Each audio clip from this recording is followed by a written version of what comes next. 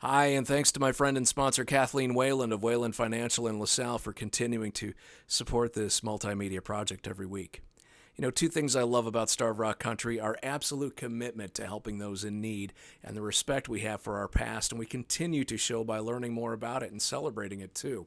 And it just so happens I have two segments today that illustrate those two very things.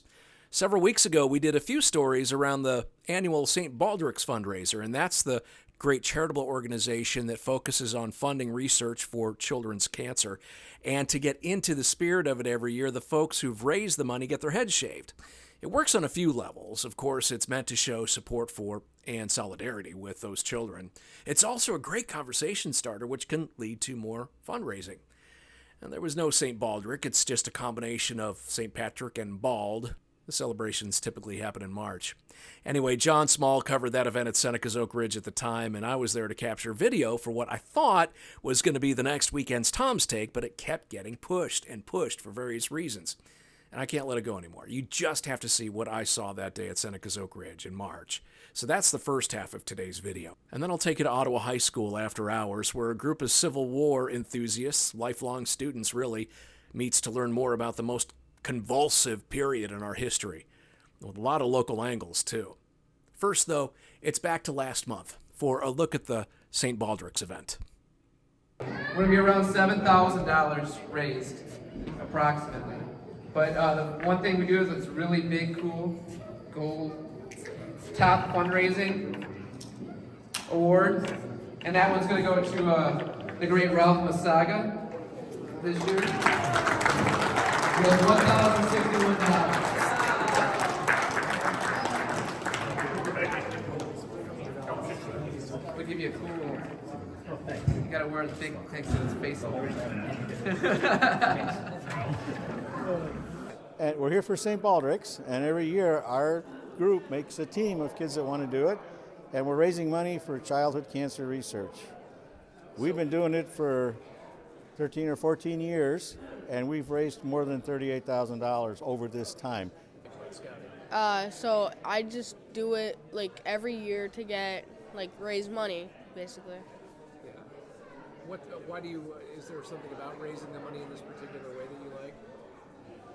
I just do Just it. the cause. Yeah. Okay. Boy Scouts is kind of about helping the community. You do a lot of service projects. You're there to help the nature. You're out in nature. You help with conservation. You do service projects to benefit the community, like I said. And this is helping just everybody with childhood cancer. Have you been involved with St. Baldrick's before? Yes, 1 year, a year ago. Did you like that? Yeah. What did you like about it? That it's helping people with cancer and raising money for them.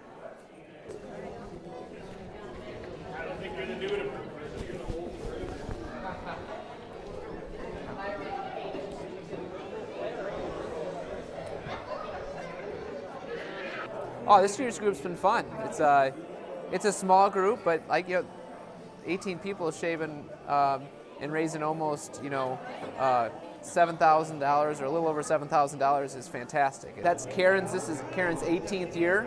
This is the main one, but I do like to help, Special Olympics also, and just, wherever I can, if I can. Oh, years ago I heard about on the radio. I was working, and I heard it on the radio, and I'm like, I could do that. So.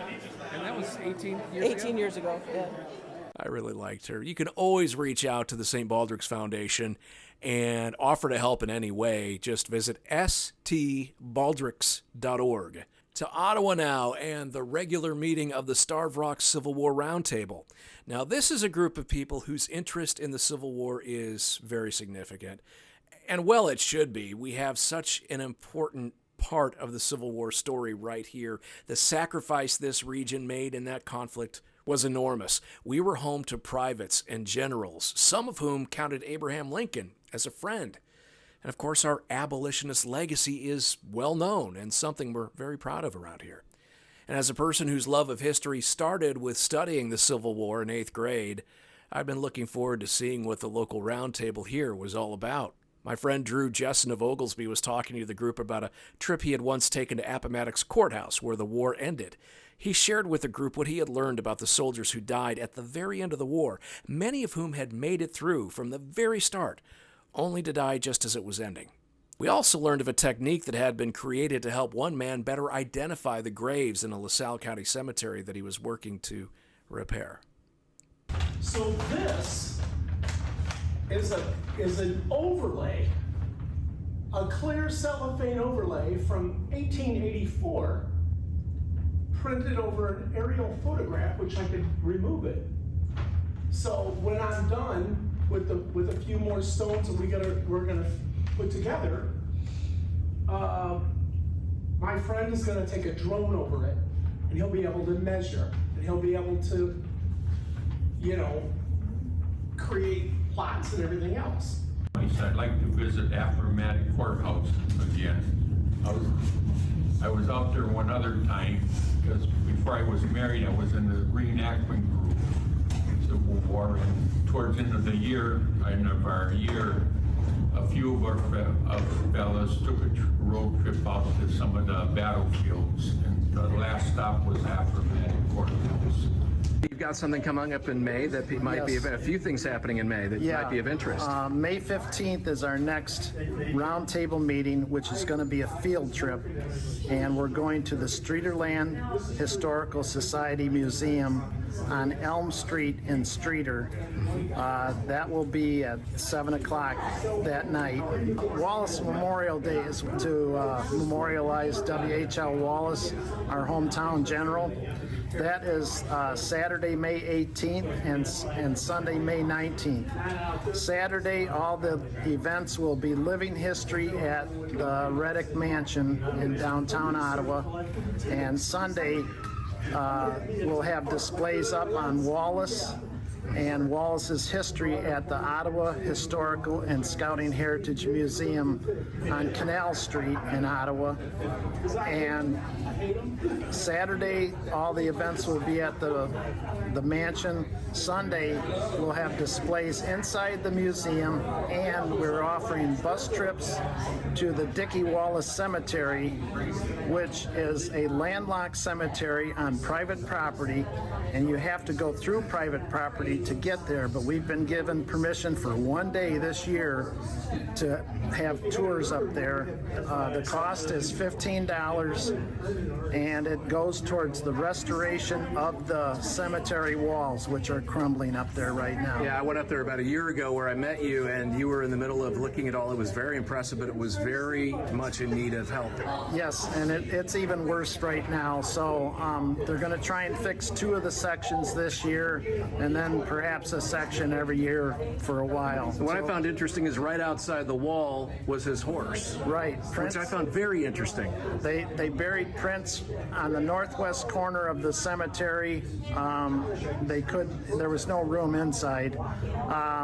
And amazingly, that horse lived another 24 years after the Battle of Shiloh.